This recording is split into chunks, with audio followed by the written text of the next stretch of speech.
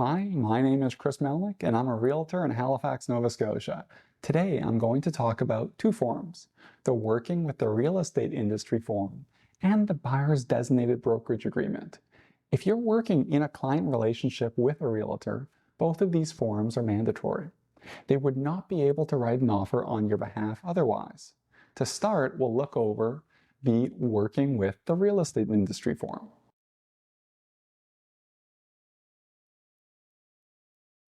Okay, so here's the Working with the Real Estate Industry form.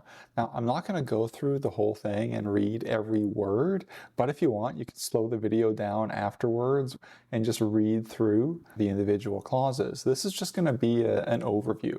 This is not a contract. This is a disclosure document only. So by signing this at the end, this is only just an acknowledgement that you've read and understood this document. You're not actually agreeing to anything. Now, here's the first section. This is about the difference between a common law agency and a designated agency. These are the two different types of real estate brokerages. A common law agency is an agency where effectively all of the representatives at that brokerage, so basically all of the agents, will technically be working on your behalf. They'll be representing you, and they're going to be deemed to know all the information on the clients. Most brokerages are designated brokerages. This is probably what most people think of when they think of how real estate brokerages are. You're going to be their client, and then they will designate an agent to work on your behalf. So it will be one person or potentially a team to work on your behalf.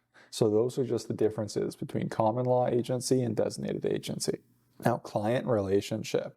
So if you're working with a realtor and you've signed a buyer's designated brokerage agreement, then you are going to be the client. They're going to be working on your behalf.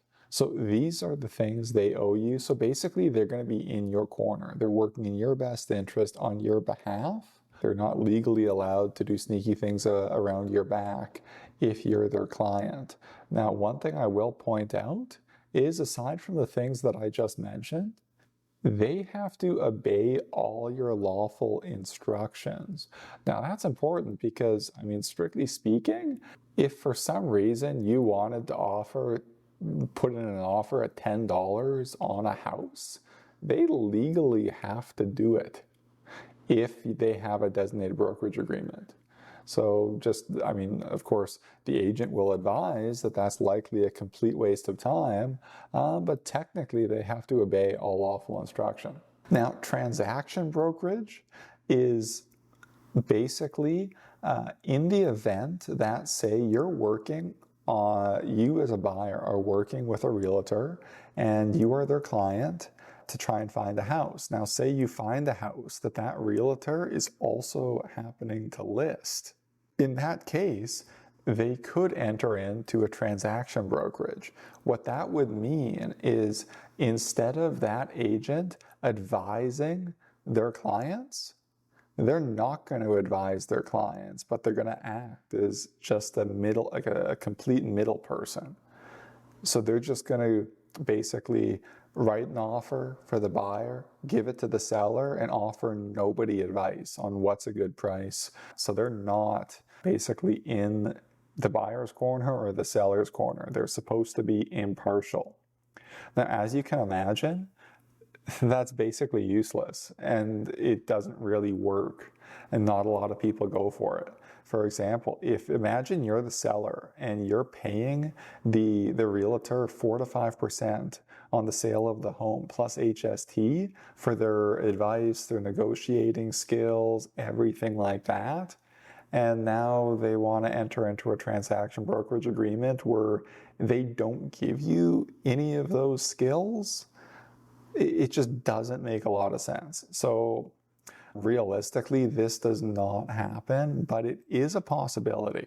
In reality, what would normally happen if, say, a listing agent also has a buyer that's interested in their property, what they could end up doing is enter into an agreement where then the buyer would work with another agent to write up the offer.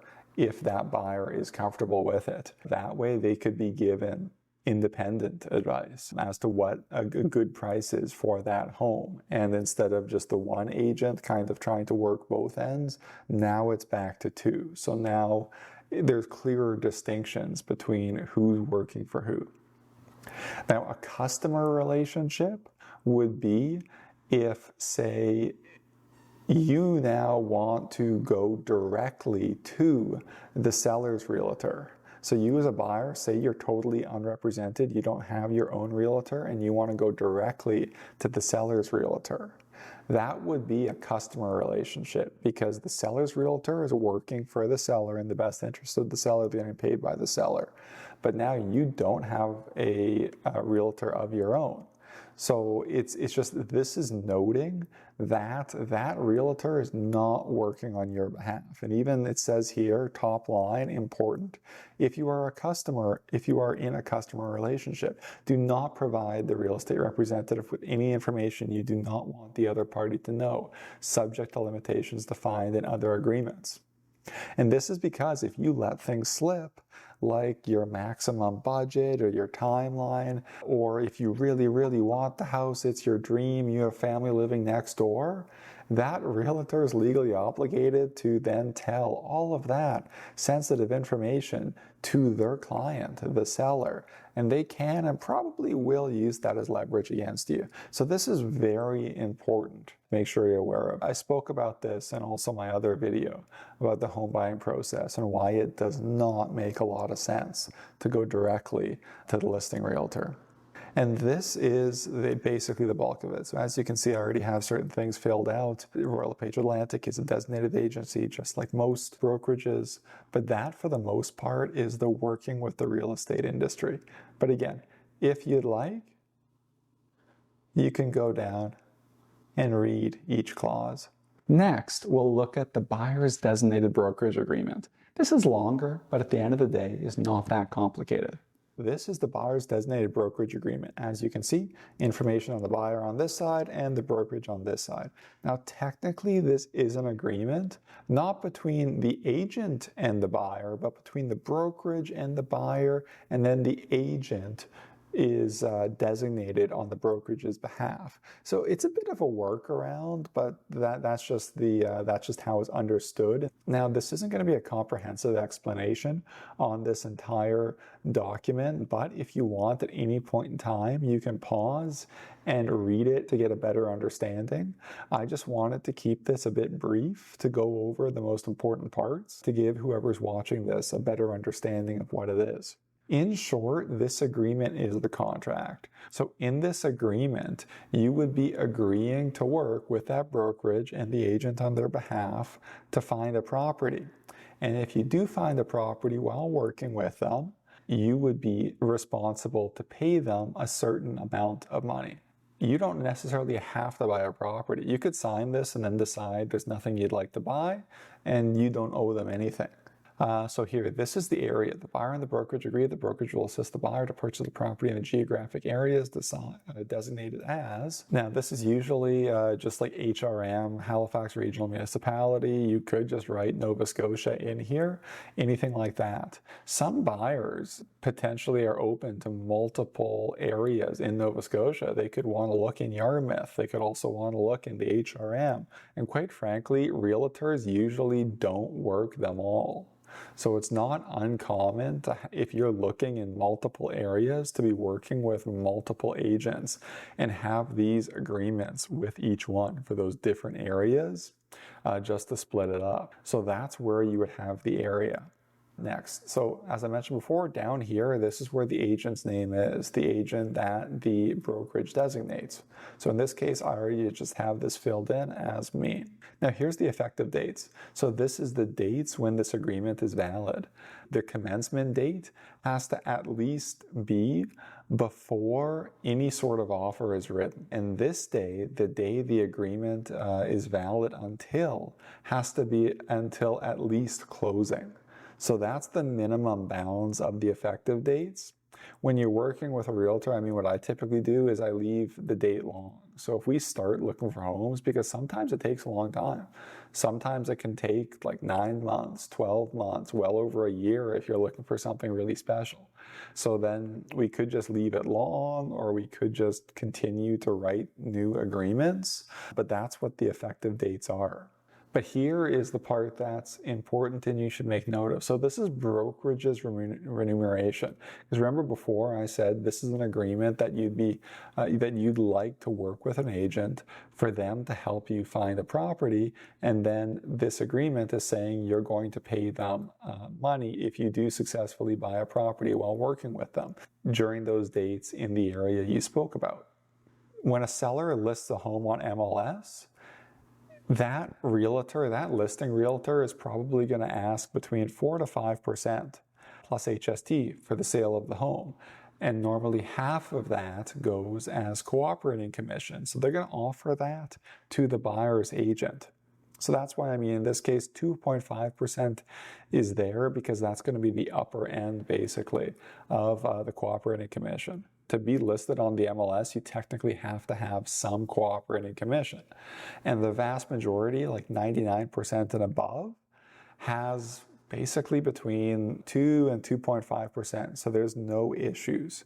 Sometimes there can be a lower commission amount, in which case you need a further step of negotiation with the agent and that seller. But usually those things can be ironed out. So just to clarify, on the vast majority of MLS listed properties with cooperating commission, you are not paying your realtor, aka the buyer's realtor, anything. The seller is paying for their service, so their service to you is effectively free. Here is how this agreement can be terminated. So on expiration, so say if you had the dates in there only for maybe a few months, and after those few months, the deal is terminated. You can mutually agree to break this agreement off if you don't like it. But again, it's mutual. If you've completed a purchase, so say you've completed the purchase, you've made the purchase, but maybe the date was left a year long or something like that, it's also considered done. Now that, for the most part, is the bulk of it. So it's an agreement to work with this brokerage and this agent and just them. Like I mentioned in my how the home buying process works, you can go ahead and interview a number of other realtors. And when you find a realtor that you're comfortable with, you would sign one of these, and that forms almost like a marriage. It forms an agreement that you want to work with them to buy a home. So, as you've seen, because you have to mutually agree to terminate this, you have to make sure that that person that you want to work with is really the person you want to work with, because you can't unilaterally get out of this. And potentially, if you were to sign one of these, maybe you just didn't understand what it said. If you were to sign one of these and go, oh, actually, I don't want to work with that agent, and then just hop over to another agent and claim you were never working with anyone before, and you ended up buying a home with that other agent, technically, if the first agent that had this agreement with you, if it was still valid, meaning those effective dates were still valid and it covered until the closing of the next one, legally they could come after you for that remuneration, that whatever is written here, 2.5%. So just be aware of that. In reality, what's the likelihood that that's going to happen? Probably pretty slim, but legally you could be on the hook. So again, do your homework to find an agent you want to work with. Hopefully that's helped you understand these two forms. If you'd like to contact me, my information is in the description. Goodbye.